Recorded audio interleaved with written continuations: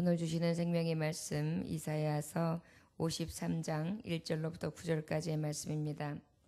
오늘 주시는 생명의 말씀 이사야서 53장 1절로부터 9절까지의 말씀, 메시아 고난의 종이라는 제목의 말씀을 가지고 하나님의 말씀을 전합니다. 메시아 고난의 종, 우리의 연약함을 담당해 주신 주님이시지요. 그 연약함을 담당하심 자체가 고난이었습니다. 이사야서 53장 1절로부터 9절까지의 말씀 찾으셨으면 하나님의 말씀 1절로부터 3절까지만 먼저 보고 말씀 전하면서 함께 읽겠습니다. 53장 1절로부터 3절까지만 같이 읽겠습니다. 시작. 우리가 전한 것을 누가 믿었느냐? 여호와의 팔이 누구에게 나타났느냐? 그는 주 앞에서 자라나기를 연한 순 같고 마른 땅에서 나온 뿌리 같아서 고운 모양도 없고 풍채도 없은즉 우리가 보기에 흠모할 만한 아름다운 것이 없도다. 그는 멸시를 받아 사람들에게 버림받았으며 간고를 많이 겪었으며 질고를 아는 자라. 마치 사람들이 멸시를 당하였고 얼굴을 가리는 것 같이 멸시를 당하였고 우리도 그를 기히 여기지 아니하였도다. 아멘. 기도하겠습니다.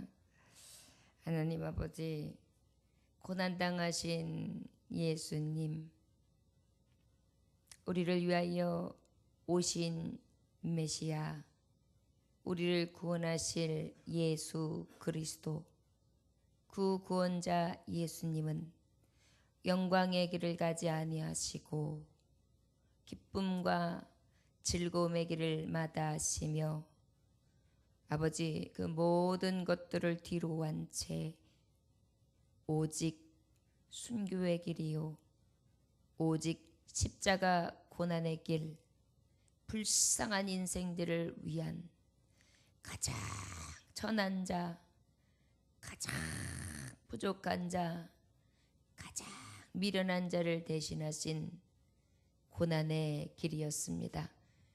그 고난의 쓴잔을 받으신 예수님을 오늘도 만나는 우리에게 심령 가운데 회개의 영을 부어 주옵시고 오늘도 예수님 십자가 보는 날이 되게 하여 주셔서 그 고난의 십자가 그 쓴 잔 우리도 마시며 그 십자가 지게 하시고 끝까지 주님 뒤 따를 수 있는 그 마음을 허락하여 주옵소서. 오늘도 좁은 문 좁은 길 가려 합니다.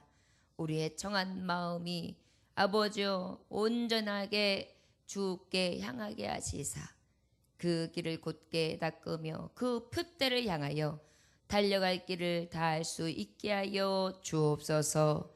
온전히 고난의 주님 만나 오늘도 그 예수님의 공로 의지합니다. 나아갈 때 예수 피 은혜로 온전히 승리케 하여 주옵소서. 예수님의 이름으로 기도 올려나이다. 아멘. 1절의 말씀에 보면 우리가 전한 것을 누가 믿었느냐? 여호와의 팔이 누구에게 나타났느냐? 이렇게 말씀하셨습니다. 이 전한 것이 어떤 전함이죠? 그 앞장에 보면 예수 그리스도 보내주실 하나님의 종, 우리를 구원하실 능력의 팔은 어떻게 오실 거라고 말씀해 주셨냐면 52장 13절부터 15절까지만 봐도 알 수 있는 것이 그분의 길은 형통한 길이었지만 특별히 어떤 길이라고 말씀하시면 우리가 생각하는 형통하고 달랐어요. 우리가 생각하는 형통은 굉장히 영광스럽고 아주 좋은 길이 있고 아주 복된 길인데 여기에서 주시는 하나님의 말씀의 형통은 너무 달랐어요. 상하는 길이다. 그리고 많은 사람들이 놀랍게 하는 길이다. 그 놀라운 길을 통하여 그들의 입을 봉하고 또한 그들의 입 가운데에 그 부끄러움은 봉하되 전파되어야 될 복음은 들려지게 되어 있다. 그런데 이 들려지는 말씀이 이루어지는 것이 누구를 통하여 이루어지겠는가? 바로 누구겠는가? 여호와의 팔이 누구에게 나타났는가? 그 나타난 팔은 과연 어떤 모습인가? 오늘 말씀의 제목인 메시아, 고난의 종의 모습을 오늘 이사야 선지자를 통하여 53장은 십자가 고난당하신 예수님의 모습을 절절히 기록하고 있습니다. 2절의 말씀에 맞서 보니까 그는 주 앞에서 자라나기를 연한 순 같고 마른 땅에서 나온 뿌리 같아서 고운 모양도 없고 풍채도 없은즉 우리가 보기에 흠모할 만한 아름다운 것이 없도다. 자, 이 말씀이 이루어지게 형통하려면 사람들은 먼저 뭘 봅니까? 외모를 보게 되잖아요. 저 사람이 할 만한 사람인가? 맨 처음에 우리가 보는 게 저 사람이 귀티가 나는가? 저 사람이 좀 잘 나가게 생겼는가? 저 사람이 하는 일마다 좀 잘 되게 생겼는가? 어디 한번 보자. 그래서 이목구비를 살펴요. 그래서 보통 어떻게 해요? 관상을 본다고 하죠. 사람들은 얼굴을 먼저 보면서 외모를 먼저 보고 판단합니다. 고운가 곱지 아니한가, 그 다음에 또 이 사람이 어떠한 외모를 가지고 있는가, 아름다운가 멋진가, 이런 것들을 봐요. 그뿐입니까? 외적으로 보는 게 외모뿐만이 아니라 학력은 어디까지인가, 저 사람이 가지고 있는 재산은 얼마나 되는가, 사회적인 신분은 도대체 어디까지인가. 그래서 그 믿음을 살만한 것을 보고 판단하죠. 그런데 우리 예수님은 철저하게 여기 말씀에 기록된 것처럼 보면 외모도 너무 아니었어요. 아름다움을 찾을 만한 곳이 없다고 기록되어 있어요. 그러니까 외적으로 봤을 때 우리 예수님은 영광을 받으실 만한 외모도 아니셨어요. 그리고 학력, 말씀해 보면 우리 예수님이 가마리엘생이다, 문하생이다, 유대인의 교육을 잘 받았다, 이런 말씀이 없어요. 그저 목수의 아들이다, 이렇게만 말씀하고 있죠. 그 다음에 저가 주님의 말씀을 전하기 전까지는 그저 아버지 옆에서 아버지 시중이나 들던 한낱 그저 한 작은 촌에 그 첫 번째 맞이 역할을 하는 아들로서밖에 비춰지질 않았습니다. 재산이요? 목수가 재산이 많겠습니까? 그 다음에 사회적인 지위요? 목수가 사회적인 지위가 높습니까?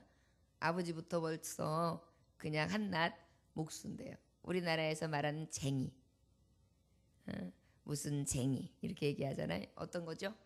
신분에 있어서 굉장히 하대받던 신분이었단 말이에요. 거기다가 갈릴리, 저들이 저 북부지방 믿음에 있어서 유대인들에 봤을 때 사람 취급도 하지 아니하고 신분상으로나 신앙적으로도 저주받았다고 생각하며 쳐주지도 않던 지역에서 그렇게 저가 계셨으니 무엇 하나 자랑할 게 없는 분이셨던 거예요. 거기다가 또 들춰지지 않는 부분은 어떤 게 있습니까? 그의 아버지 또한 아버지의 시에서 나온 게 아니잖아요. 하나님의 영으로 성령으로 잉태된 자들 보니까 아버지도 그의 아버지, 그 목수 아버지만 또 아버지가 아닌 거예요. 그러니 여러 가지로 봤을 때 흠모할 만한 부분, 뭐 하나 부럽다, 예수님 참 부러우시다, 이런 만한 부분을 찾을 길이 없었다는 겁니다. 지금 그 말씀을 하시는 거예요. 외적으로 외모로 따졌을 때 무엇 하나 찾아볼 게 없다. 그 앞에서 자라나기를 연한 순 같다. 이 배경이 연한 순 같아. 그냥 딱 잘라버리면 그만두는 그런 순 같은 배경이었고, 마른 땅에서 나온 뿌리 같았다. 아주 황폐하고 무엇 하나 소망 없는 곳에서 여러분 뿌리 한번 자라나 보세요. 아주 튼실합니까? 여러분 한번 마른 땅에다 뭔가 심어보세요. 어떻게 나나? 삐쭉 나요. 그리고 열매도 별로 그렇지 않아요. 그러나 이 기름지고 물이 축축하고 충만해야 어떻게 해요? 열매를 기도한단 말이에요. 그러다 보니까 뭐 배경이나 이런 것들이 무엇 하나 이렇게 풍부하고 철철 넘치는 게 없는 거예요. 그냥 마른 황망한 곳에서 그냥 겨우 순이 자라나서 겨우 삐짓고 올라온 그러한 뿌리 같았다. 아주 보잘것없는 뿌리. 그리고 보기에 흠모할 만한 것도 없다. 그렇잖아요. 아름다운 곳이 없어요. 부러울 만한 것이 없어요. 왜 그랬을까요? 예수님이 철저히 고난의 길을 가셔야 됐기에 이 영광들은 다 뒤로 하셨어요. 무엇 하나 챙기신 게 없는 거예요. 이 땅에 그 영광의 왕이 다 없이 아무것도 없이 하시고 이 땅에서 가장 연약한 자의 모습으로 오신 거예요. 그것을 말씀하고 있어요. 처음부터 고난의 길이 시작된 거죠. 3절 보니까 그는 멸시를 받아 사람들에게 버림을 받았고 버림받는 삶이었고요. 간고를 많이 겪고 간고가 무엇입니까? 고난의 중이었어요. 그저 고난, 역경. 여러분 우리가 살아가면서 인생이 고난이지요. 그러나 다른 사람보다 내 길이 고난스러워. 난 왜 이렇게 고통스러운 삶을 살았어? 한다면 오히려 기뻐할 이유가 여기 있습니다. 예수님이 나의 고난을 대신 지시러 이 땅에 오셨구나. 내가 그 고난 중에 예수님의 사랑을 여기까지 받고 왔구나. 이렇게 생각하신다면 예수님의 은혜가 더 이 고난을 통하여 향기로워서 가시밭에 백합화 더 향기 있어 그 믿음이 더욱더 주님 보시기에 주님처럼 아름답게 하나님은 그렇게 향기되게 받으실 줄 믿습니다. 또 간고를 많이 겪고 고칠고를 하는 자다. 병을 하는 자다. 왜요? 그는 병으로 인한 고통을 당하셨어요. 예수님의 말씀에는 기록되어 있지 않지만 예수님도 병을 들렸던 적도 있고 연약한 인간의 모습을 그대로 지고 오셨기 때문에 그도 마찬가지로 여러 가지 위험과 아픔과 질고와 병마를 그렇게 정말 겪으신 자. 이게 뭐예요? 예수님은 튼튼하시고 풍차가 아주 좋았으며 아주 건강하셔서 예수님이 여봐라 호령을 하면 쥐축이 흔들렸더라 이런 말씀이 없잖아요. 결국은 뭐예요? 그저 연약해가지고 오늘 꺼질지 내일 꺼질지 모르는 인생들을 대신해서 그 질병을 대신하시는 종으로 오셨어요. 내가 아파할 때 아프지. 내가 고통스러울 때 고통스럽지. 내가 막 절규할 때 어쩌냐. 이렇게 그 마음을 위로할 수 있는 그러한 고통을 아는 자로 오셨다는 거예요. 고통을 당하면서 이 땅에서 지내셨다는 것입니다. 마치 사람들이 그에게 얼굴을 가리는 것 같이 멸시를 당하였고 우리도 그를 귀히 여기지 않았다. 귀히 여김도 받지 아니하였고 귀히 여김은 물론이고 멸시까지 받으셨다. 결국 뭐예요? 멸시 천대 십자가는 내가 지고 가오린 이름 없이 빛도 없이 감사하며 섬기리다. 이름 없이 빛도 없이 감사하며 섬기리다. 이것이 예수 그리스도 가신 종의 길이었던 거예요. 부름받은 종들이라면 이 길을 마다치 아니하고 오히려 이 길 가는 것을 기쁨으로 여기며 쫓아야 될 줄 믿습니다. 우리 4절로부터 6절까지 다 같이 읽어볼까요? 시작. 그는 실로 우리의 질고를 지고 우리의 슬픔을 당하였거늘 우리는 생각하기를 그는 징벌을 받아 하나님께 맞으며 고난을 당한다 하였노라. 그가 찔림은 우리의 허물 때문이요 그가 상함은 우리의 죄악 때문이라. 그가 징계를 받음으로 우리는 평화를 누리고 그가 채찍에 맞음으로 우리는 나음을 받았도다. 우리는 다 양 같아서 그릇 행하여 각기 제 길로 갔거늘 여호와께서는 우리 모두의 죄악을 그에게 담당시키셨도다. 아멘. 예수님은 그 고난의 길을 담당하셨어요. 그 고난이 바로 무엇을 담당하신 거냐? 우리의 죄악을 담당하셨다. 여러분, 죄의 삭시 무엇입니까? 사망이었어요. 죄가 들어오기 전엔 생로병사가 없었어요. 그저 하나님이 낫게 하시고 번성하게 하셨고 충만하게 하시는 축복만 있었어요. 생은 있었겠죠. 태어남. 그런데 그 태어남이 상고의 고통이 아니었어요. 상고의 고통이, 저주가 어떻게 해서 시작되었습니까? 죄로 인해서.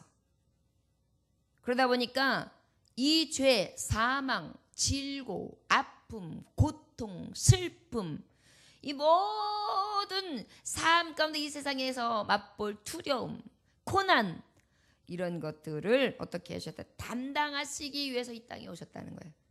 그러니 어떻겠어요? 오죽하겠어요.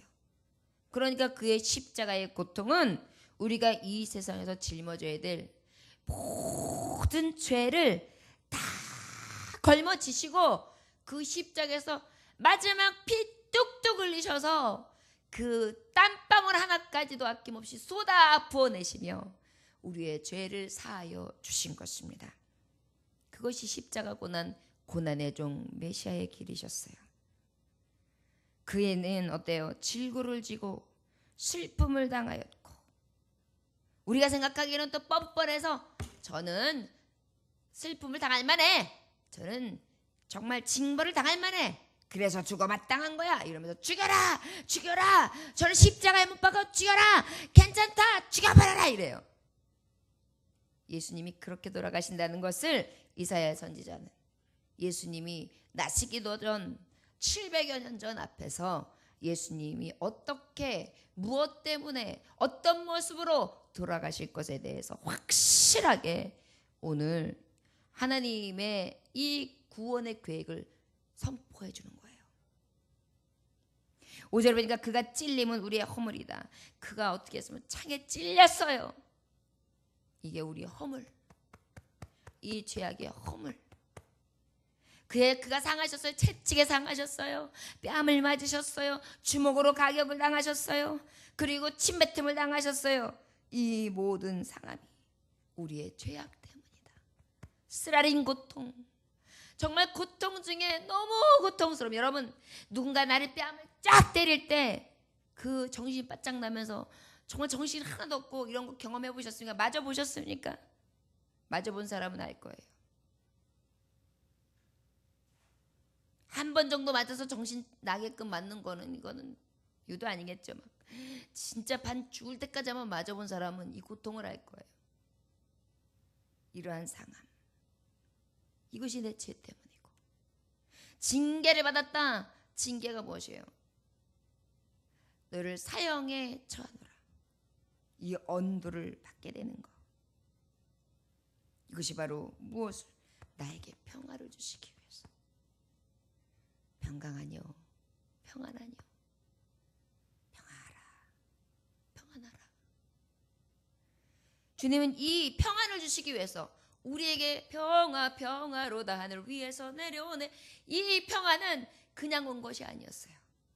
우리 하나님의 예수 그리스도의 징계를 통해, 그 다음에 채찍에 맞음으로, 그 채찍에 맞음으로 우리가 이 병을 낫게 되었다. 여러분, 예수님 채찍에 맞음이 우리의 이 병을 이남이래요. 오늘 여러분 병마가 있습니까? 예수님 채찍 맞으심으로 나의 병을 위하여 대신하셨는데, 예수님 채찍 맞은 그 피 보혈수로 나의 이 병의 근원을 예수 피 보혈로 씻어 주옵소서. 맑게 하여 주옵소서. 오늘 그 보혈의 피로 내 병을 없게 하여 주옵소서. 대신 지신 그 예수님 피 보혈 의지합니다. 여러분, 그렇게 의지하심으로 나음을 얻으시기를 원합니다.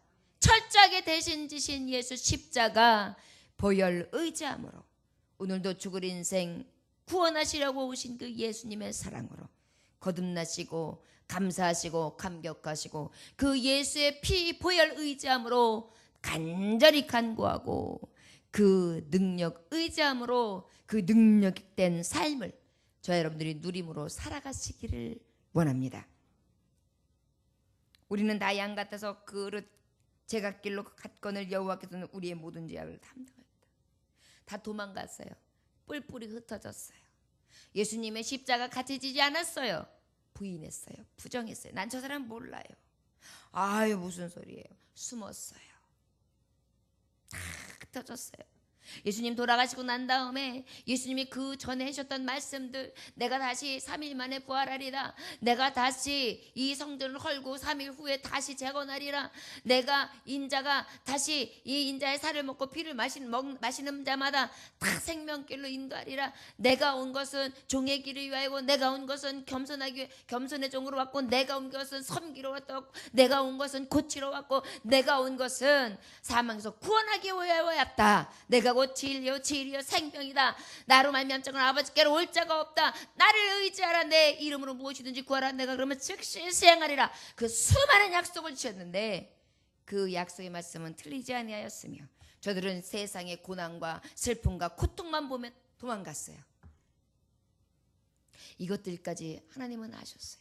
우리 인생이 얼마나 배역하고 완악하며 이 은혜마저도 버리고 도망질치는 그러한 죄인의 길에 서 있는지 이미 하나님은 아시고 이것마저도 어떻게 하셨다? 다 담당시키셨다.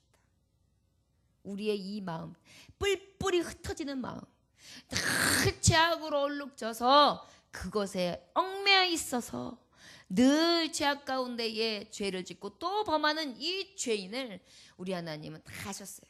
그것마저도 담당하셨다. 그리고 어떻게 하셨어요? 예수님은 부활하시고 난 다음에 저들을 찾아서 하나 되게 만드시고 연약함을 친히 담당하시기 위해서 보혜사 성령으로 오셔서 능력 주신 자 안에서 모든 것을 하실 수 있도록 그렇게 하나님은 역사해 주십니다.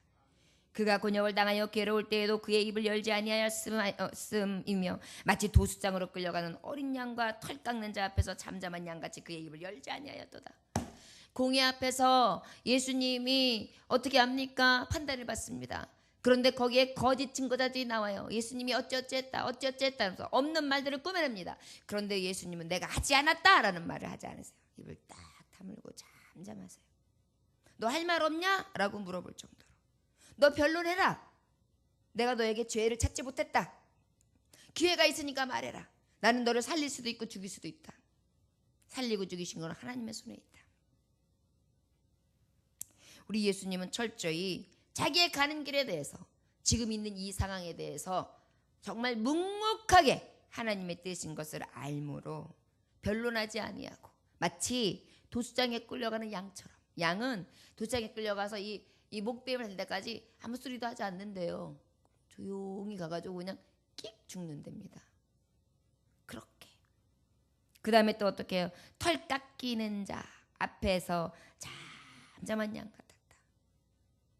양이 순한가 봐요. 털 깎일 때도 그냥 가만히 있는가 봐요. 우리 예수님은 털 깎이는 자처럼 도수장에 끌려가는 양처럼 순하게 순순히 고난의 길, 고난의 종으로서 하나님 앞에 끝까지 순종의 길을 사셨습니다.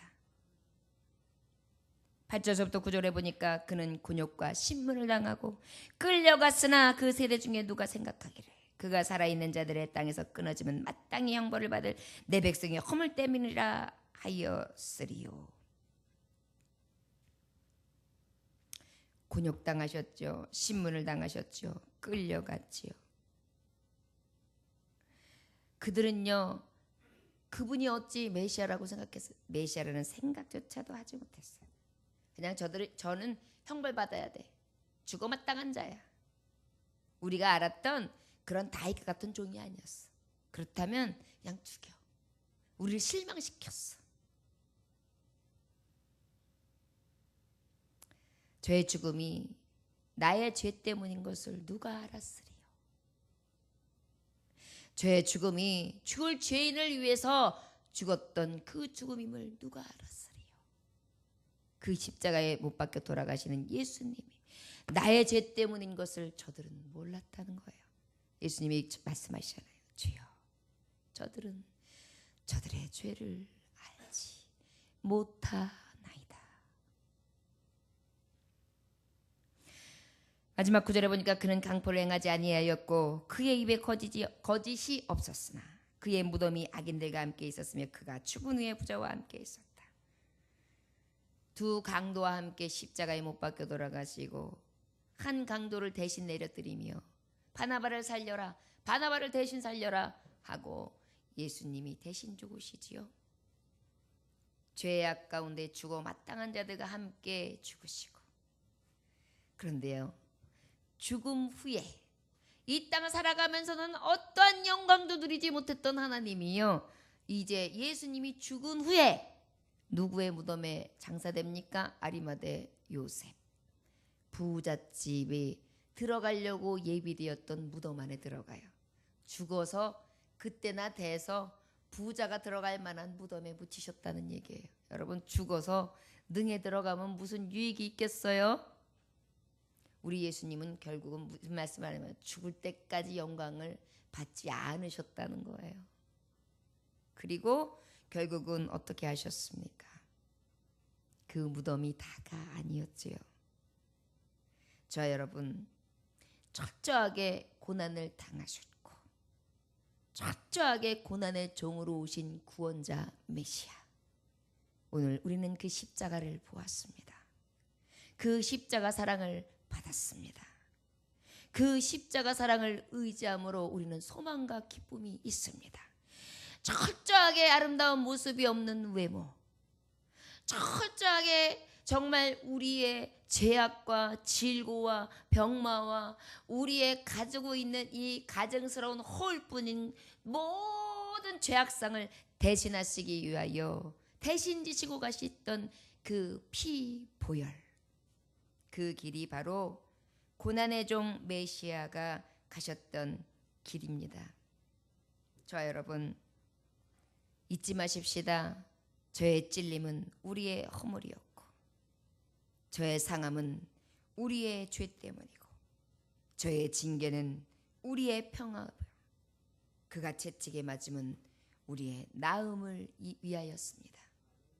그 십자가, 그 고난의 길을 가는 십자가 지신 예수님 우리에게 명령하셨습니다. 네가 나를 따르려면 자기를 부인하고 자기 십자가를 지고 나를 따라야 할지니라. 나를 부정하고 십자가 지고 내 십자가 지고 예수님 뒤따라가는 것이 이 고난의 종 구원길 되신 예수님이 우리에게 주신 메시지입니다. 저 여러분, 그 십자가는 예수님이 지는 것 같지 아니하며 질만하다고 했어요. 가볍다고 했습니다. 그 가벼운 십자가, 이길 만한 십자가, 우리 불평하지 아니하며 묵묵히 그 고난의 종 따라 질 수 있는 저와 여러분들 되시기를 주 예수의 이름으로 축원합니다. 저를 따라